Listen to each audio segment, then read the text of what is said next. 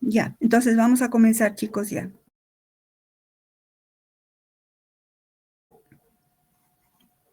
¿Dónde está? ¿Se ve bien la pantalla, chicos?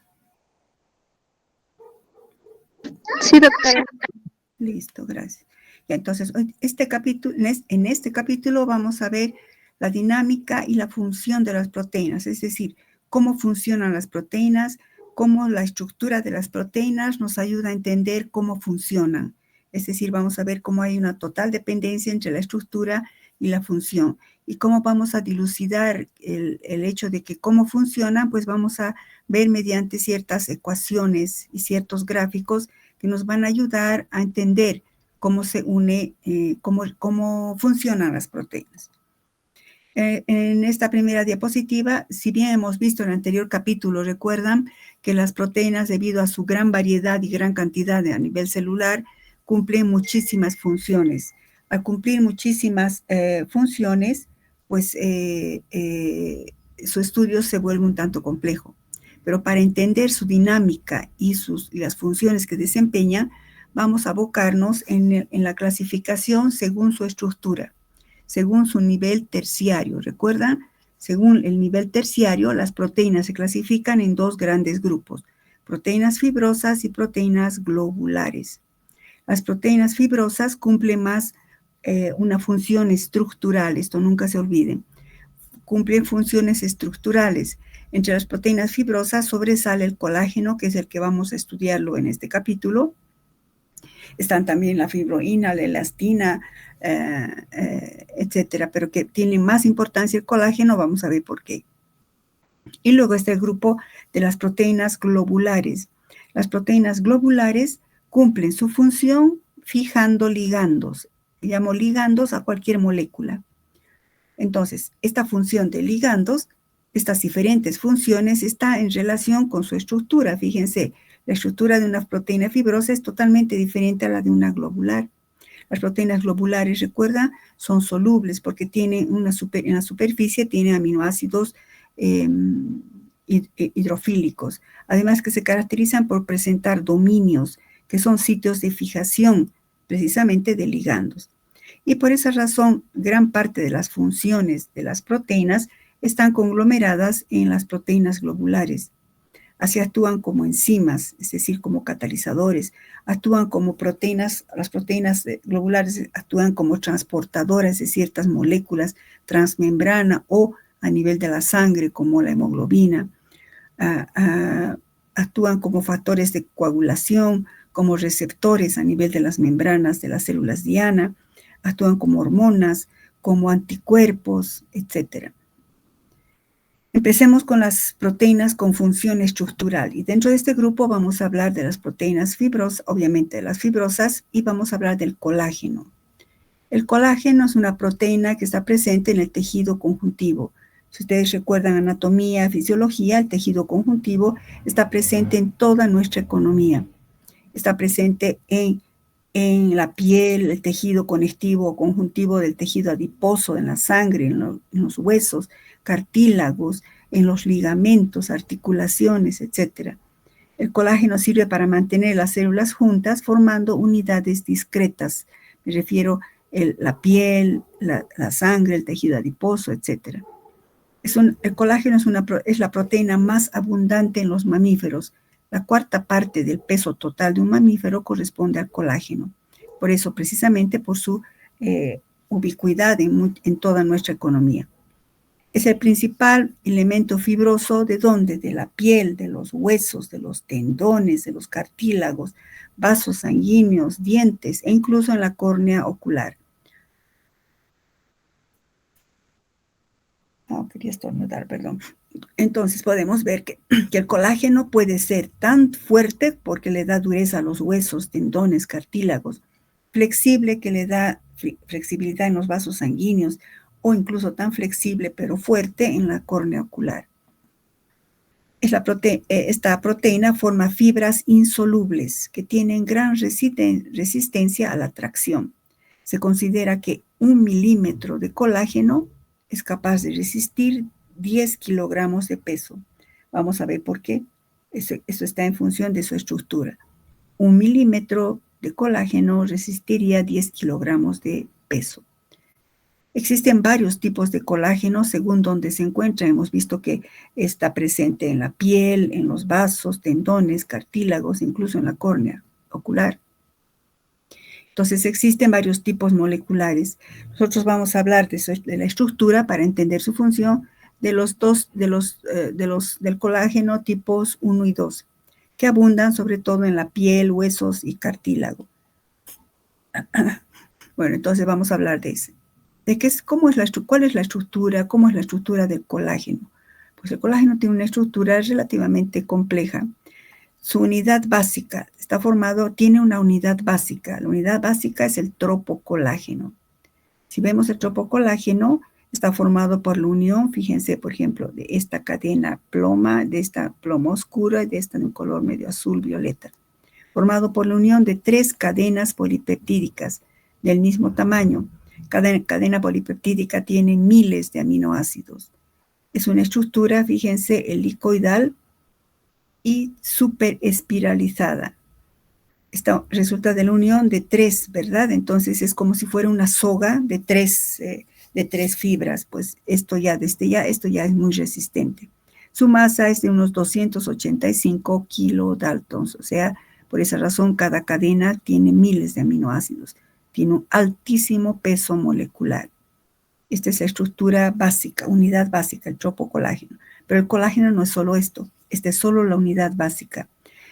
¿Cómo se asocia cada una de estas cadenas? Pues siempre por lo mismo, por puentes de hidrógeno sobre todo, y en algunas zonas atracciones de Van der Waals, pero sobre todo por puentes de hidrógeno se asocian. ¿Y por qué tiene esta forma tan especial? Esa forma especial tiene que ver con su composición, es decir, con su estructura primaria y con la forma en la que se sintetiza. Tiene una composición de aminoácidos y una secuencia de aminoácidos muy especial. Su estructura primaria, en consecuencia, es muy especial, por eso es que forma una forma helicoidal y se asocia entre 3 cadenas. Su estructura primaria, ¿por qué es tan especial? Les he puesto aquí una parte de la estructura. Se he puesto en negrillas, ¿verdad? ¿Qué cosa sobresale? La glicina. Cada 3 aminoácidos aparece glicina. Prolina, serina, glicina. Prolina, arginina, glicina. Leucina, hidroxiprolina, glicina. Aparece la glicina cada 3 aminoácidos. Y también aparece una estructura especial. La lisina, en el colágeno, en el tropocolágeno, está siempre hidroxilado. Por eso dice il es la hidroxilisina. Y también la prolina está también hidroxilada. Entonces, estas hidroxilaciones se forman por modificación post-traduccional. ¿Qué quiero decir con post-traduccional? Vamos a ver nosotros en el antepenúltimo capítulo esto de la traducción. Una vez que se sintetiza el colágeno a nivel de los ribosomas, se sintetizan las proteínas, las cadenas del tropocolágeno, se sintetizan en los ribosomas, sale y a nivel del retículo endoplasmático se hidroxilan. Hay una hidroxilación de la prolina y la lisina. ¿Qué aminoácidos hidroxilan? Repito, prolina y lisina. Y esto es post-traduccional, repito. Después de que se ha sintetizado, es como un añadido de una etiqueta que tiene que hidroxilarse las cadenas polipeptídicas. Esta reacción de hidroxilación es muy específica. ¿En qué sentido? En sentido de que solamente se hidroxilan la prolina y la lisina. La prolina y la lisina se hidroxilan, pero tiene que estar la prolina y la lisina al lado de una glicina, fíjense. ¿Y por qué ocurre esto? Escriban aquí un ladito, por favor. La hidroxilación de la prolina, ocurre a nivel ocurre en la posición 4 del anillo, aquí. Ocurre en la posición 4 del anillo. Si se fijan aquí, aparece un grupo hidroxilo a nivel de la posición 4. Esta reacción, escriban, está catalizada por una enzima muy específica, denominada, esta reacción está catalizada por una enzima muy específica denominada prolil hidroxilasa. Aquí lo tienen, pero escriban prolil hidroxilasa, que en uno de sus dominios, que corresponde a su sitio activo, que en uno de sus dominios, toda enzima es una proteína, y hemos hablado que las proteínas tienen dominios, ¿verdad? Entonces, la prolilhidroxilasa, que en uno de sus dominios, en su sitio activo, posee un átomo de hierro al estado ferroso. Posee un átomo de hierro, aquí está, al estado ferroso. Siempre y cuando el hierro esté al estado ferroso, la enzima será activa. Siempre y cuando el hierro esté al estado ferroso, la enzima será activa. Bueno, ahí paramos un rato. Fíjense entonces, la prolilhidroxilasa solo va a reconocer a la prolina que esté al lado de una, eso más.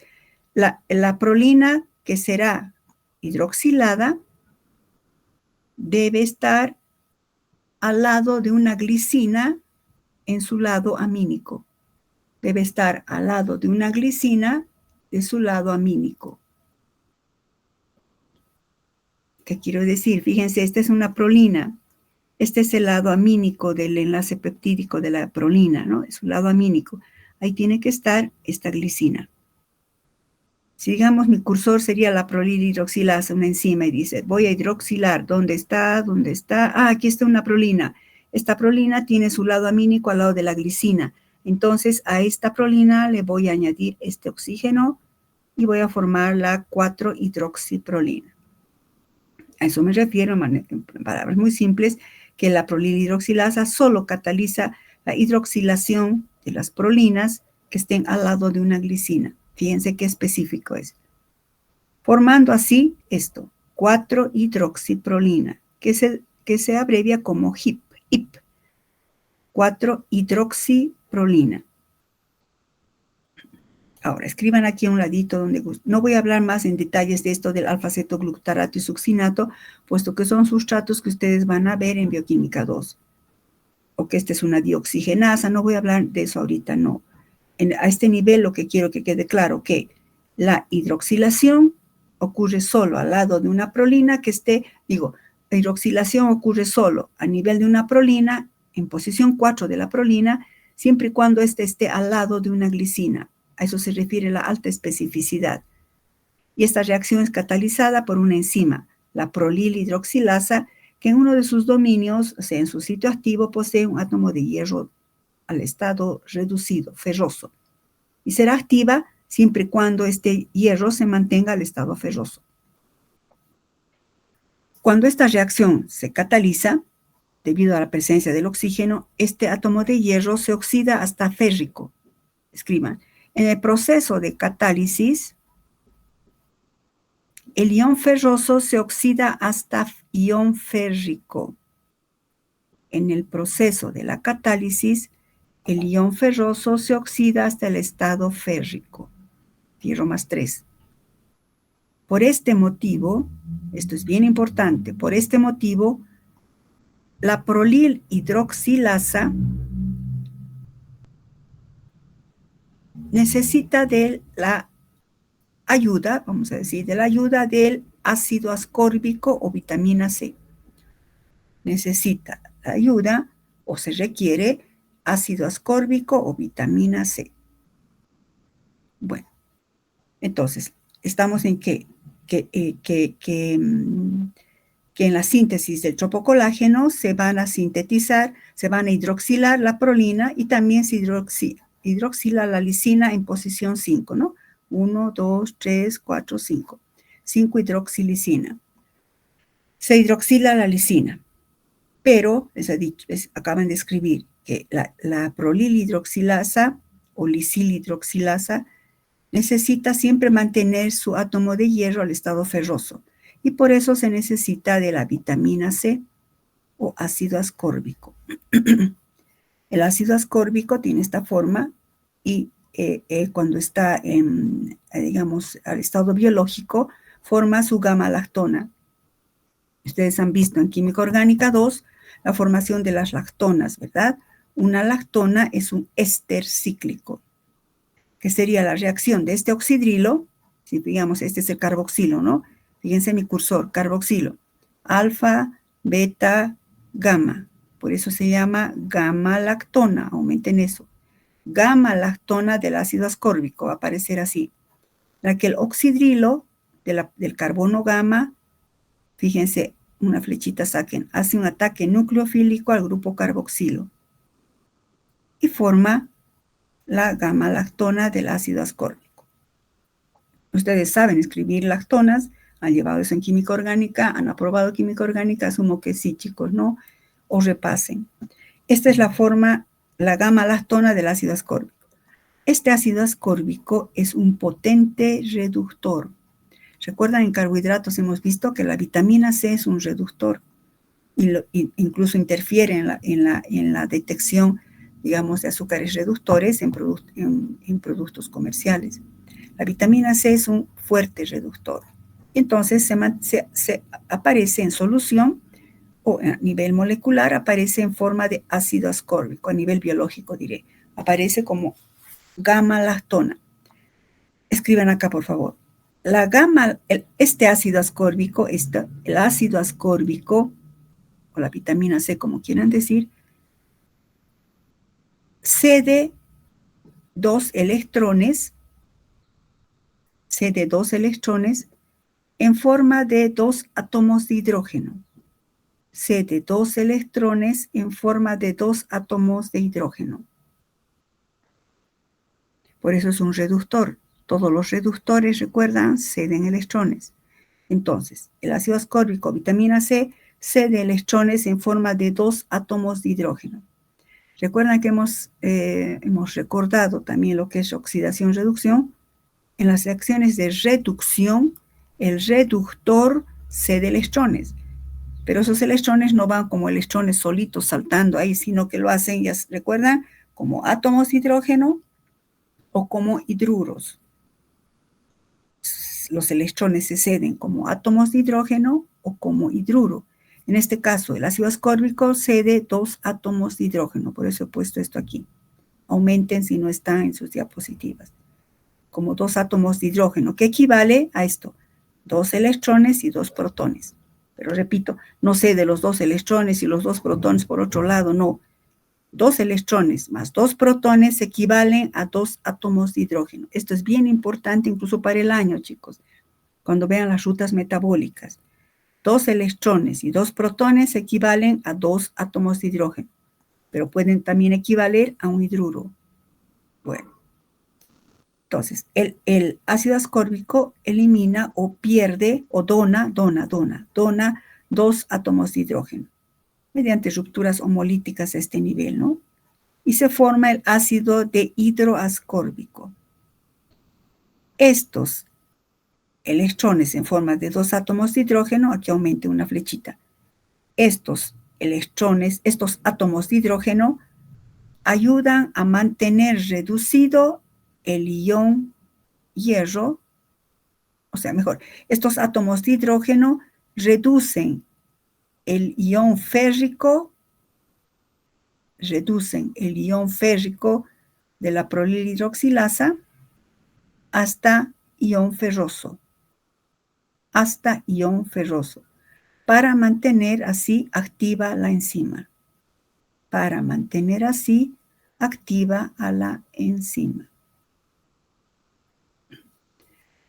Entonces, la vitamina C es esencial en la síntesis del colágeno. ¿Por qué? Porque la vitamina C, al ser un buen reductor, garantiza que el ion ferroso de la prolilhidroxilasa, que cuando cataliza esta reacción se oxida de ferroso a férrico Entonces, el ácido ascórbico viene y lo reduce al férrico hasta ferroso. Y otra vez, esta enzima está dispuesta a seguir la hidroxilación. Por eso es esencial en la síntesis del del colágeno, es esencial la vitamina C. Esta hidroxilación, ¿por qué es tan importante? La hidroxilación es importante porque al aparecer grupos hidroxilo, se favorecen la formación de puentes de hidrógeno. Pero no solo eso, permite también entrecruzamientos intermoleculares, o sea, entre estas tres moléculas, y también aportan grupos funcionales, oxidrilo, para que se formen enlaces oglicosídicos con monosacáridos, como glucosa o galactosa. Todo eso estabiliza el tropocolágeno. Entonces, la hidroxilación, ¿qué hace? Permite la formación de puentes, permite que se formen puentes de hidrógeno y permite que se adicionen azúcares monosacáridos a la estructura para estabilizar esta hélice, mediante enlaces oglicosídicos, que ustedes ya los conocen muy bien. Pero eso nada más es la unidad básica, el tropocolágeno. El tropocolágeno, a su vez, en su proceso de síntesis, en la síntesis del colágeno, las unidades de tropocolágeno se agrupan ahora, formando disposiciones supramoleculares. ¿Qué quiero decir? Digamos, cada rayita que he puesto aquí sería un tropocolágeno. Entonces, fíjense, 1, 2, 3. 3 tropocolágenos se asocian, pero no se asocian así lateralmente, sino en forma de ladrillos. ¿Alguna vez obviamente han visto los ladrillos de una pared? Pues tienen esta disposición, ¿verdad? Eso le da resistencia, porque si estuvieran paralelos se caerían, no tendrían la misma resistencia. Pues estos mismos se asocian de la misma manera. La asociación de 3 tropocolágenos forma una fibrilla. 3 tropocolágenos, repito, forman una fibrilla. Pero no acaba ahí. A su vez, varias fibrillas se asocian y recién forman la fibra del colágeno. No 3, varias fibrillas. Esto es nada más una representación que he hecho. Varias fibrillas se asocian, ahora formando recién la fibra del colágeno. Fíjense, si esto es resistente, como si fuera una soga de 3, imagínense, ahora, por ejemplo, 30 de esas sogas unidas en uno solo, ¿cuánta resistencia? Por eso se dice que 1 milímetro de colágeno es capaz de resistir 10 kilogramos. ¿Qué nos está indicando ahí? Que el colágeno tiene altísima resistencia. Por eso garantiza la firmeza de los huesos, de los tejidos, de los órganos, de los tendones, de los dientes, etc. Y en este dibujito, en esta figura, he querido demostrarles más o menos eso. Fíjense, en los ribosomas se sintetizan cada una de las cadenas peptídicas. Esas cadenas polipeptídicas o proteínas se van asociando, ¿no? Y forman el tropocolágeno. Luego el tropocolágeno pasa por el aparato de Golgi, ¿no? Aparato de Golgi y, ustedes van a ver al año la biosíntesis completa, ¿no? Se eliminan cadenas terminales, se forman las fibrillas y cada fibrilla se asocia otra vez en varias fibrillas y forma la fibra del colágeno de altísima resistencia. ¿Por qué es importante estudiar la estructura del colágeno? Porque nos ayuda a entender ciertas patologías. Por ejemplo, hay una patología que no había mucho en nuestro país, pero ya ha aparecido, es la osteogénesis imperfecta. Es una enfermedad del tejido conjuntivo a nivel de los huesos, porque se forma un colágeno tipo 1 defectuoso. Se llama la enfermedad de los niños de los huesos de cristal, porque se llama niños o jóvenes, porque generalmente, lamentablemente no llegan mucho a adultos. Es una pequeña caída y fractura, y pues eso es letal, ¿no? Esto se le debe haciendo el análisis del DNA de estos pacientes, se demostró que hubo una mutación. Sé que ahorita tal vez no me entienden mucho, pero mutación de una guanina por una timina. ¿Qué significa? En la posición 988 de una de las cadenas había una mutación en el DNA de estos pacientes. ¿Qué quiero decir de manera simple? Todos los aminoácidos, eso vamos a ver en ácidos nucleicos, todos los aminoácidos están codificados por un triplete. En este caso, por ejemplo, la glicina, que les he dicho que es el más abundante, ¿verdad? Cada 3 posiciones está la glicina. Consecuencia es muy importante. La glicina está codificada por este triplete de bases nitrogenadas, guanina, guanina, timina. En la mutación, en lugar de guanina, está la timina. Y entonces, timina, guanina, timina ya no codifica glicina, codifica cisteína. Y entonces desaparece la glicina prácticamente y por eso es que ya no se forma un colágeno defectuoso. Sobre todo el de tipo 1 de los huesos y por eso se llama los huesos de cristal. Otra patología relacionada con la síntesis y la estructura del colágeno es el escorbuto. El escorbuto es una afección que se presenta por deficiencia en el consumo de vitamina C. Se forman petequias, que son las petequias, unos moretes a nivel de los brazos, hombros, sangrado de encías que llegan hasta caerse los dientes por debilidad de las encías. ¿Por qué? Porque falta esa vitamina C. Y hemos visto qué hace la vitamina C. La vitamina C es un eficaz reductor. ¿Qué hace? Mantiene reducido al ion ferroso de la prolilhidroxilasa. Y entonces, ¿qué hace? La vitamina C facilita o promueve la hidroxilación del tropocolágeno. Por tanto, la ausencia de vitamina C produce hidroxilación insuficiente y, en consecuencia, colágeno defectuoso, sobre todo a nivel de los vasos sanguíneos, ¿no? Por eso aparecen moretones, petequias, por ruptura de vasos sanguíneos o sangrado de encías. Bueno, eso en cuanto al colágeno. Entonces, ¿qué hemos visto del colágeno? Hemos visto el primer grupo, las proteínas fibrosas. Estamos en relación de estructura, función, algo de la biosíntesis. Hemos visto, que ustedes van a ver al año con más profundidad, pero hemos visto algo de la biosíntesis porque nos ayuda a entender su estructura. Entonces, la unidad fundamental del colágeno, la molécula base es el tropocolágeno, pero no es la única. A su vez, este tropocolágeno tiene que tener la prolina y la lisina tienen que estar hidroxilados. Esa hidroxilación es fundamental porque ayuda a formar más resistencia al tropocolágeno por formación de puentes de hidrógeno, asociación con monosacáridos. Luego, 3 tropocolágenos se unen formando una fibrilla en una disposición supramolecular, como los ladrillos de una pared. La asociación de 3 tropocolágenos forman una fibrilla, pero no acaba ahí. Varias fibrillas se unen para formar finalmente una fibra de colágeno que es de suma resistencia. En consecuencia, un aspecto importante de esto es que se necesita vitamina C para garantizar la hidroxilación en el pero casi en una de las etapas de la síntesis del colágeno de manera efectiva. El segundo grupo se refiere ahora, vamos a ver, a proteínas globulares. Estas proteínas globulares son proteínas cuya función, hemos dicho, es la fijación de ligandos. Aquí ya no participa ya no tiene función estructural. Se ocupa de fijar moléculas, fijar ligandos.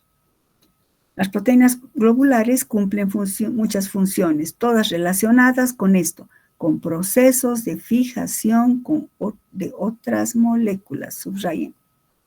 ¿Cómo cumplen esta función? Hemos dicho que la principal función, los subtítulos nos está adelantándose a lo que vamos a ver, ¿no? ¿Cuál es hemos dicho que la principal función de las moléculas globulares es fijar moléculas, es decir, quiere decir que en su estructura molecular, la proteína globular tiene dominios, ¿verdad?, que son una parte de la estructura terciaria donde fija moléculas. Entonces, el evento inicial será ¿qué cosa? La fijación de una sustancia que le llamamos ligando o L. La interacción de la proteína con su ligando ocurre en un sitio específico llamado sitio de fijación. Para entender, he hecho este dibujito. Imaginemos que esta es la proteína. Y este es un dominio, una zona que sería el sitio de fijación para este ligando, que digamos tiene una asociación que más que de figura es una asociación química que vamos a ver cuando veamos enzimología. Entonces, este es un sitio donde se va a unir este ligando. Entonces, tenemos la proteína que le vamos a mencionarlo con la abreviación P y al ligando como L. ¿Cómo ocurre la fijación? A ver, fíjense, vamos a empezar a estudiar. Las proteínas globulares fijan ligandos, pero ¿cómo lo hacen? Es algo que no podemos ver, ¿verdad? Hemos dicho, chicos, son elucubraciones del intelecto humano, es decir, ¿cómo una proteína une un ligando? ¿Cómo ocurre esa fijación? Y ahí surgen tres preguntas, o dos preguntas inicialmente. En los procesos de fijación de una proteína a su ligando, puede darse que la proteína tenga un solo sitio de fijación o podría tener varios sitios de fijación. Si la proteína tiene una estructura oligomérica, ¿recuerdan qué es oligomérica? Que tiene estructura cuaternaria, y saquen flechita, tiene estructura cuaternaria. Si la proteína tiene estructura cuaternaria, pues existirán múltiples sitios de fijación, porque una estructura cuaternaria, ¿recuerdan? Resulta de la unión de dos o más cadenas polipeptídicas. Entonces, ¿cómo ocurre la fijación? Primero nos hacemos una pregunta. ¿Esa proteína tendrá un solo sitio de fijación o tendrá varios? Y si la proteína fuera oligomérica, es de esperar que tenga varios sitios de fijación. Este proceso lo podemos representar acudiendo a la ley de acción de masas, la química. Y se plantea así. Una proteína que le vamos a llamar P se estaría uniendo, digamos, a varios sitios de fijación, NLs, varios sitios de fijación. Y la unión de la proteína a estos N ligandos me va a dar este complejo, PLN llamamos, que será PLN, proteína unida a varios ligandos, asumiendo que tiene varios sitios de fijación. Donde N puede ser, es un número primo que puede ser 1, 2, 3 sitios de fijación de la proteína. Si consideramos esto como una ecuación reversible, aplicamos ley de acción de masas y decimos la constante de esta reacción será, ¿recuerdan? Concentración de los productos sobre concentración de los reactivos. N ahora es L a la N, ¿no? K. Se establece así K, esta constante, que es la constante de fijación o constante de asociación en equilibrio. ¿Asociación de qué? De la proteína a sus ligandos, considerando N ligandos. ¿Serán 2? ¿Serán 3? La constante de disociación inversa será, pues ahora no, la misma ecuación, pero a la inversa porque es reversible. La proteína unida al ligando se disocia en proteína más N ligando. Si aplicamos ley de acción de masas, tenemos ahora K1, que sería la constante de disociación, que va a ser concentración de los productos sobre concentración de los reactivos. ¿Para qué estamos haciendo este análisis? ¿Por qué? Porque en bioquímica, en la bioquímica de proteínas, es importante responder o conocer o responder a estas tres preguntas. 1. El número de sitios de fijación de la molécula, es decir, el valor de N. Repito, ¿cuántos sitios de fijación tiene esta proteína? ¿Será 1? ¿Será más de 1? Segunda pregunta, la fuerza de fijación, es decir, los valores de K o la fuerza de disociación K1. Es decir, ¿con qué fuerza se fija o con qué fuerza se disocia? Asimismo, si se disocia fácilmente, su fuerza de fijación será baja, ¿no? Entonces, y otra pregunta más. Si existiera más de un sitio de fijación, la interacción entre estos sitios, ¿existirá interacción entre estos sitios? Están separados en la estructura de la proteína. Si existiera esa interacción entre sitios de fijación separados, ese efecto se denomina efecto cooperativo. Entonces, repito, estamos queriendo entender cómo una proteína globular, cuya función es fijar moléculas, fijar ligandos, ¿cómo lo hace? Primera pregunta, ¿esa proteína tendrá un sitio de fijación o más de un sitio de fijación? Si fuera, tuviera estructura cuaternaria, es obvio pensar que hay varios sitios de fijación. Otro. El número de sitios de fijación, ¿cuántos serán? ¿Serán 1? ¿Serán 2? ¿Serán 3? ¿Con qué fuerza se fija ese ligando a la proteína? Otro. Si existieran más de un sitio de fijación en sitios separados de la proteína, ¿existe interacción entre esos sitios? Es decir, ¿existe efecto cooperativo? Esto vamos a entender más adelante, chicos. Para responder estas preguntas vamos a aplicar la función de saturación. O sea, para averiguar la fijación o la disociación, hablamos de la función de saturación, que la vamos a llamar Y. La función de saturación, considerando la ecuación que acabamos de ver, Y va a estar dado por, fíjense, proteína ligada a sus ligandos, o sea, proteína unidas a varios ligandos, dividido o en relación a la proteína total, que sería proteína unida más la proteína libre. Esto que estoy haciendo con mi cursor, hagan ustedes en sus diapositivas, encierren en un círculo y le ponen ahí proteína total. ¿Cuánto de proteína unida ligando hay? En función de la proteína total. Eso es función de saturación. Los límites de la saturación están entre 0 y 1. Ahora, cuando Y es 0, o sea, cuando la función de saturación es 0, quiere decir que esto sería 0, pues significa que no hay ligando. Caso 2, cuando Y tenga un valor a 1, ¿qué significa? ¿Cuándo va a tener esto un valor a 1? Cuando no exista proteína libre, ¿verdad, chicos?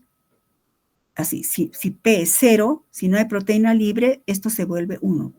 Aquí tienen ejercicio, o digo ejemplo. Si tuviéramos 10 moléculas de proteína, en un caso hipotético, y las 10 moléculas de proteína están unidas a su ligando, total moléculas 10, esto me da 1. Entonces, si cuando Y es 1, significa que la proteína está totalmente saturada. Si esto multiplico por 100, tendré 100% de saturación. ¿Qué pasa si Y puede valer un medio? ¿Cuándo valdría un medio? Un medio valdría cuando la proteína, si tengo 10 moléculas de proteína y 5 están unidas al ligando, aquí, y 5 están libres, si sumo esto, tendré un medio. Si multiplico por 100, el 0,5, tendré 50% de saturación.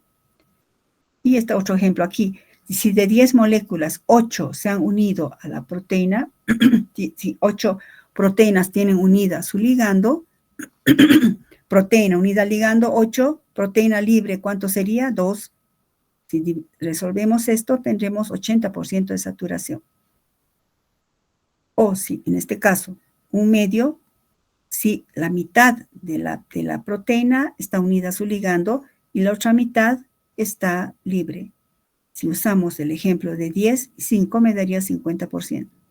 Este 50% es sumamente importante, porque en sistemas biológicos, en seres vivos, no podemos hablar del 100%. Se habla siempre del 50%, como una aproximación, considerando la idiosincrasia de cada ser vivo, todas las variaciones que puedan haber en un sistema vivo. Entonces, esto es bien importante. Cuando Y, función de saturación, es decir, ¿cuándo estará saturada la proteína al 50%? Cuando la mitad de las proteínas estén saturadas y la mitad estén libres. Estamos al 50% de saturación. Entonces, para averiguar la fijación o la disociación, empecemos a analizar desde el punto de vista de la función de saturación, que está dado por esto.